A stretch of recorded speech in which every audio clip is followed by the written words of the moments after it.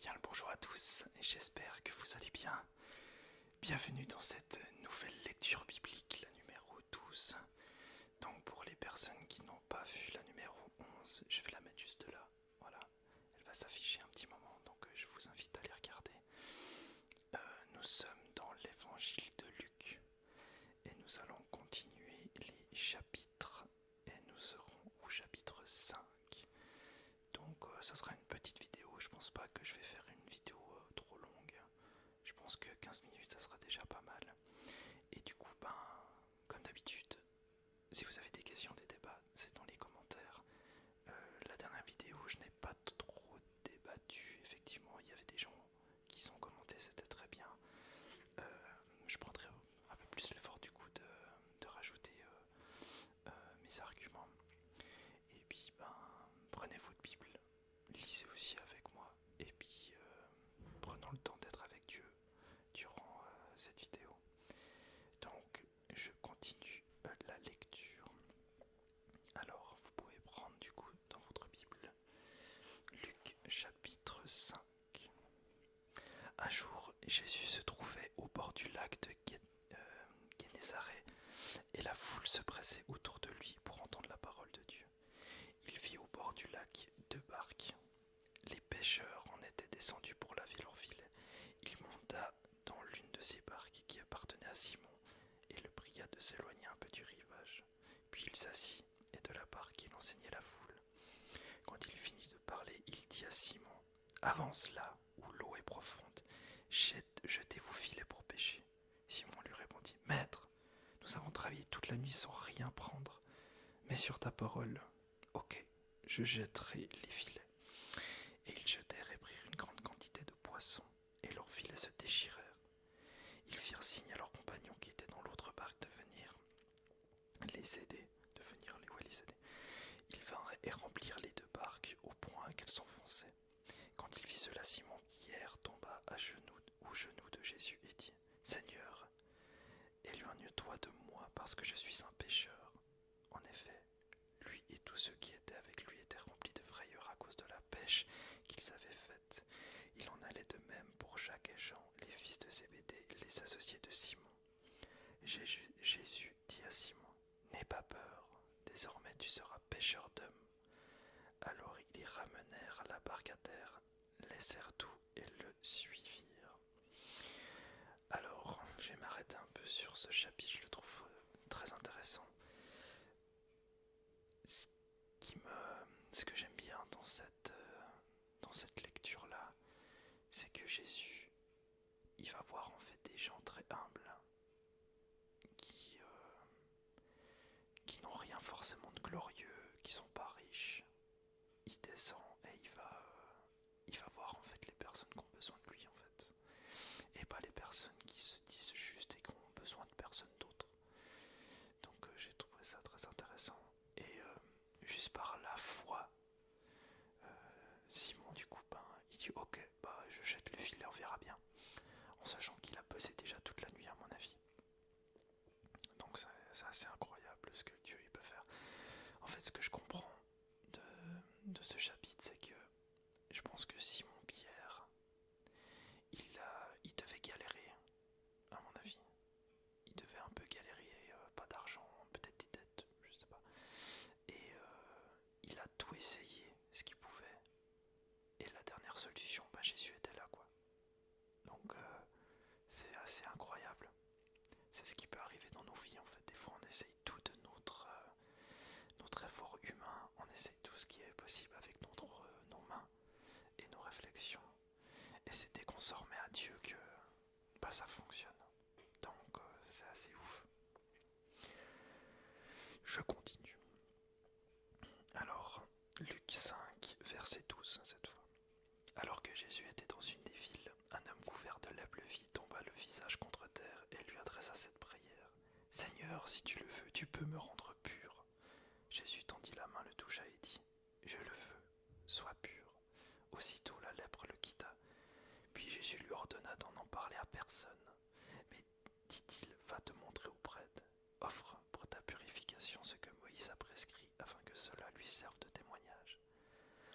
On parlait de plus en plus de lui, et les gens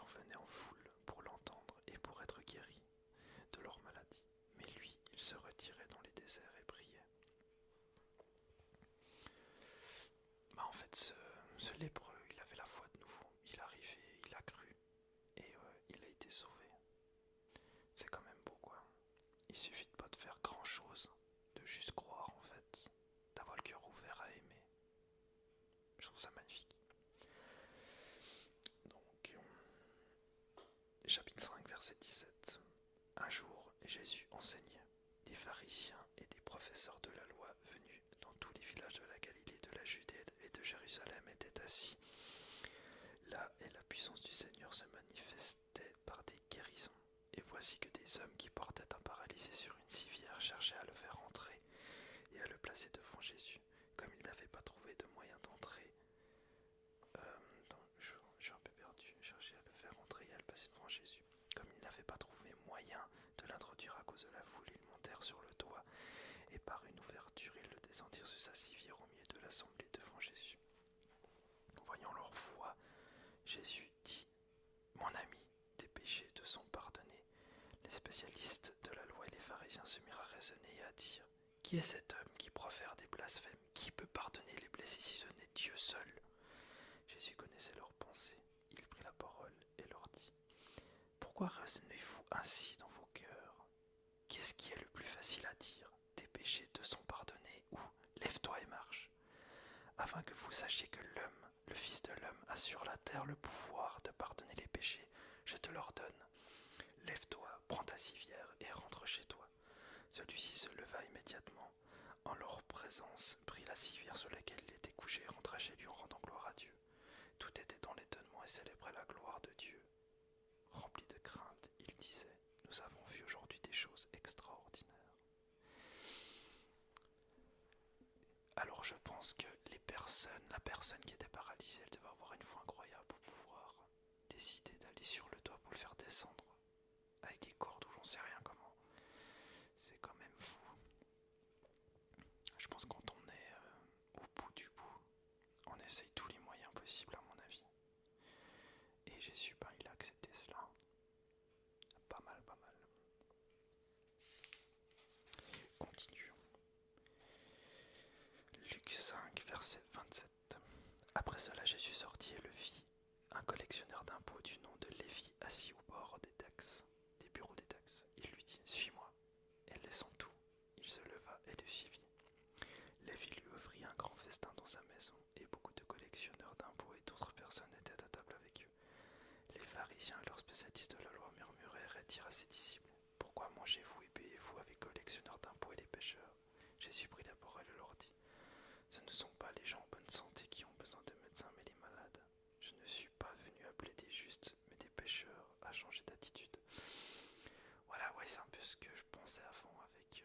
il apparaît, il fait des miracles, mais à des gens très humbles, en fait, qu'intérieurement dans leur cœur, ils se sentent plus appelés à être avec Dieu, ou ils se sentent abandonnés. Et c'est là que Jésus va voir les gens. Les gens qui sont prêts à reconnaître leurs fautes, qui sont prêts à pardonner. Je pense que c'est comme ça que j'interprète la relation avec Dieu. Il vient vers nous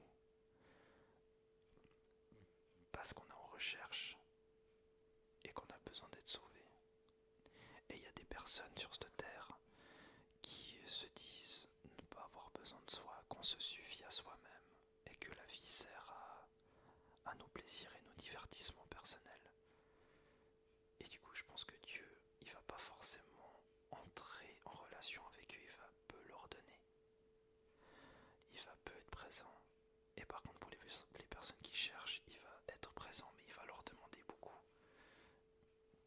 Parce que suivre le chemin du Seigneur, en fait, j'ai remarqué personnellement, c'est pas facile.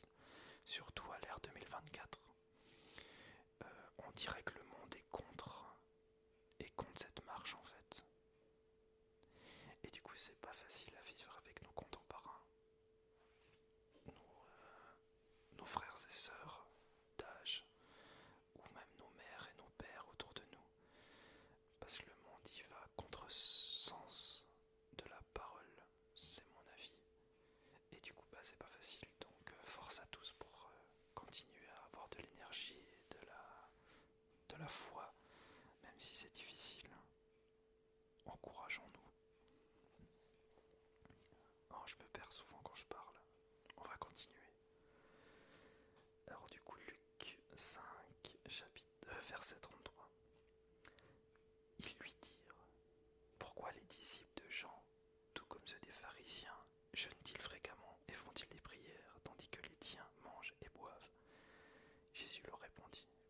faire jeûner les invités à la noce pendant que le marié est avec eux.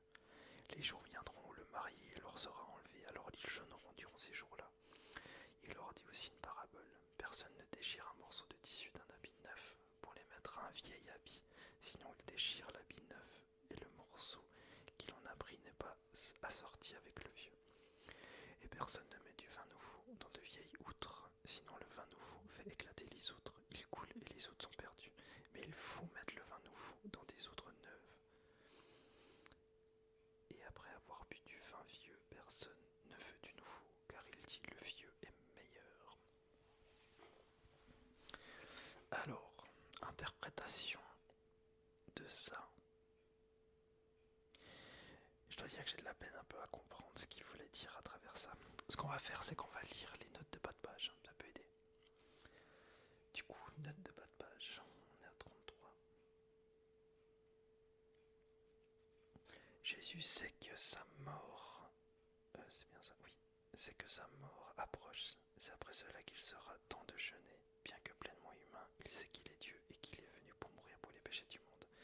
Ok, ça c'est en rapport avec le fait de manger et de boire que ses disciples le faisaient. Très bien. Les outres étaient faites de peau de chèvre cousue ensemble pour former des sacs étanches. À cause de sa fermentation, le vin nouveau devait être mis dans des outres neuves, plus élastiques. De vieilles outres, rendues rigides par l'âge et l'usage, ne pourraient qu'éclater et tout leur contenu serait perdu. Pareil à de vieilles outres, les pharisiens étaient trop rigides pour accepter Jésus car ils n'entraient pas dans le moule de leur tradition et de leurs règles. Le christianisme exigera une nouvelle approche, un renouvellement des structures. Nos programmes d'église et nos ministères ne devraient pas être organisés de façon rigide et immuable au point de ne pouvoir laisser de place à des directives nouvelles du Saint-Esprit, à d'autres méthodes ou à des idées nouvelles. Nous-mêmes veillons à ce que notre cœur ne devienne pas dur et sclérosé. Nous empêchons d'accueillir une nouvelle façon de penser inspirée par Christ. Gardons un cœur souple, capable d'accepter le message de Jésus, un message qui change la vie. Effectivement, on doit être ouvert un peu à là où on en est, à notre société, à notre époque. Après, à mon avis, il ne faut pas tout enlever. Pour moi, la religion, la spiritualité, c'est un cadre. C'est un cadre à suivre. Un enfant, il a besoin de cadre pour avancer, pour se sentir aimé. Je pense que la meilleure façon d'éduquer un enfant, c'est de l'aimer et de lui mettre des cadres. J'ai pas d'enfant, mais c'est comme ça que j'imagine. Et du coup, nous, c'est pareil. On a besoin de cadres pour pouvoir avancer et savoir dans quelle direction on va. Et la religion et la spiritualité, le fait de vivre avec Dieu, eh ben, c'est lui qui nous pose des cadres. Même s'il y a des choses qu'on n'est pas forcément ok avec ça, eh ben, c'est quand même un cadre, donc ça serait bête de l'enlever. Après, avis personnel, bien sûr.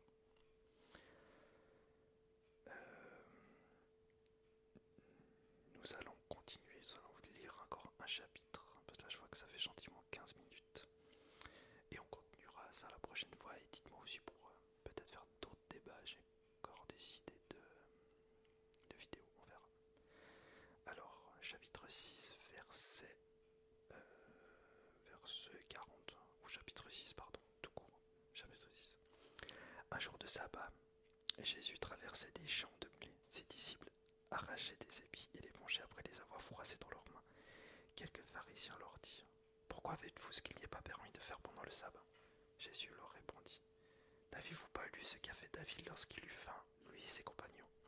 Il est entré dans la maison de Dieu et a pris les pains consacrés, en a mangé et en a donné même à ses compagnons, bien qu'il ne soit permis qu'aux prêtres de les manger. » Puis il leur dit : « Le Fils de l'homme est le Seigneur du sabbat. » Donc ouais, il vient remettre un peu à l'ordre certaines choses. Il vient un peu casser certains codes aussi. C'est un peu l'image que j'ai. Un peu, Jésus, c'est un peu la boule de bowling qui fait des strikes. C'est un peu drôle. Mais voilà, donc il bouscule plein de choses. Et il y a certaines personnes qui sont prêtes à accepter et d'autres pas. C'est un peu l'image que j'ai. Voilà, donc on s'arrête là. Je vais fermer. Nous continuerons la prochaine fois. Dites-moi qu'est-ce que vous avez